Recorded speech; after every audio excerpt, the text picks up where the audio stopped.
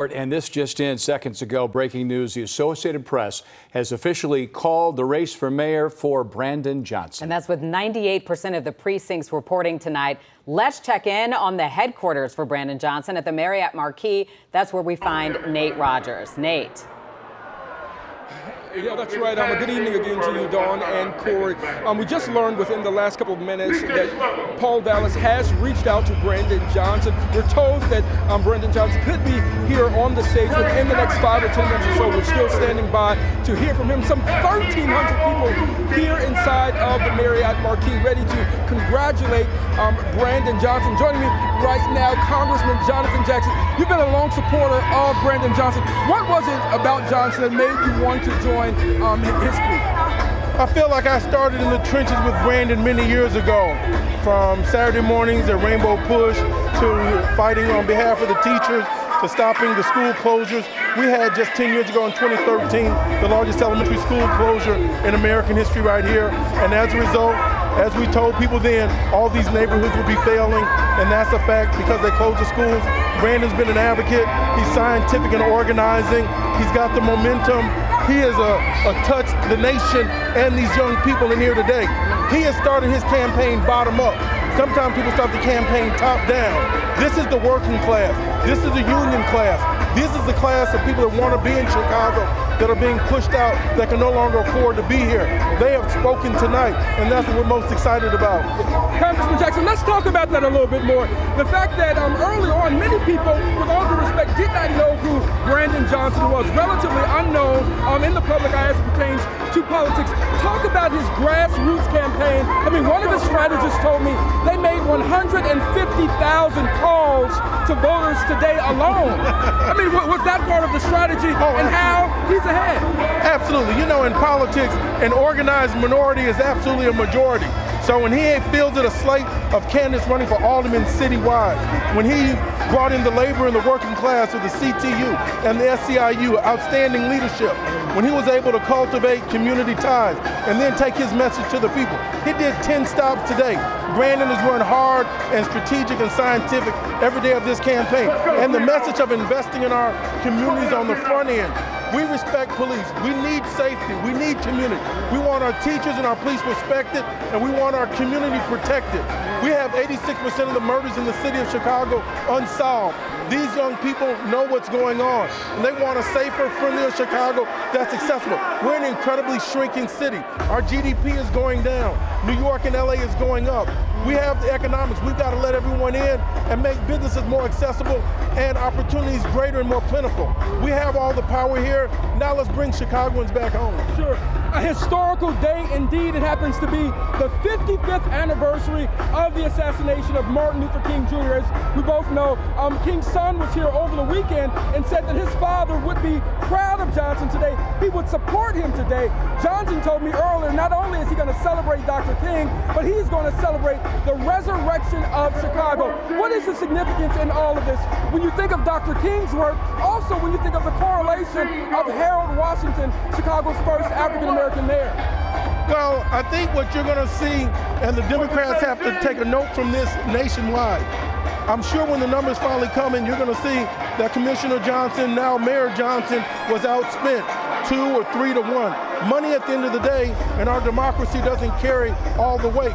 Individuals, the bartender, the housekeeper, every people that are working, the valets have the same vote as the richest people in this town. The young people and the laboring class have spoken. We are under jeopardy of being moved out of the city, of a city that we love. Think about it. I'm sure the Democrats are going to win for the Supreme Court seat. I believe that's in Wisconsin. Karen Bass really started this momentum in Los Angeles. She was outspent 10 to 1. So money isn't winning today. It's the message. People want to have investments, humane priorities. I would also compliment President Joe Biden when he talked about human infrastructure. People need mental health. People need a sort of human infrastructure, and that was the message, I believe, that was winning the day. Tough on crime, we're all with that. But then what's the solution? The solution is investing in neighborhoods and investing in communities and investing in young people that are the targets of this crime. But I want to touch on that just a little bit. A lot of times talking points have been shared from both candidates along the campaign campaign trail. We talk about investment. What does that look like? Honestly, Congressman, how hard of a job is it going to be for Brandon Johnson, not only to unify the city, but also to work on the crime? We have to reach out to the great civic-minded and business leaders of this community and in this city. They'll have to share what are their plans, what are their goals, what are their operating concerns, why are we losing corporate jobs in here, what happened with the CME chairman and his wife when she was carjacked sends a chill throughout our financial district. We have to make sure our financial district stays strong. We keep our preeminence in the financial markets right here in Chicago, CME, CBOE, Chicago Board of Trade. So I'm all in for Brandon. I want to do my part on the federal side, and I want to bring it back home to Chicago. Yes, sir. Well, thank you, sir. Congratulations to you again. Yes, sir. Good seeing you, buddy.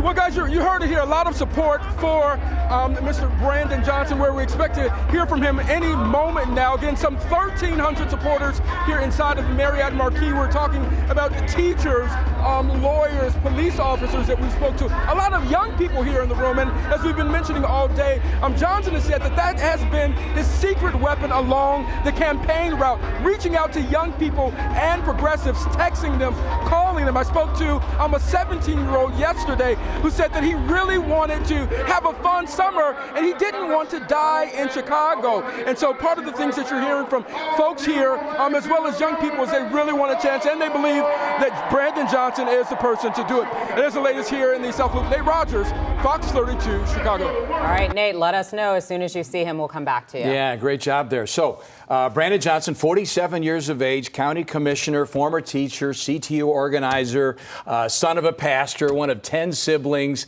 The story is a terrific one. But my question to you is how did he do it? A lot of different factors. Is there one big one that hits you? It was the decision of the Chicago Teachers Union to pour millions of dollars into this, and then their parent organizations, the Illinois Federation of Teachers and the American Federation of Teachers, Randy Weingarten, the national president here, a number of times throwing millions of dollars into this. It was an audacious move by the Teachers Union. Rather than bargain with the next mayor of Chicago, let's put one of our own in as the next mayor of Chicago. It's absolutely, and they pulled it off. Fantastic. They are the new political colossus in Chicago and Cook County, the Chicago Teachers Union. Let's take a look at those numbers if they're available, and we'll show you that what the margin is. It's a couple of points here. Brandon Johnson winning key parts of the north side, North Lakefront, getting about 45% of the white vote citywide by some estimates.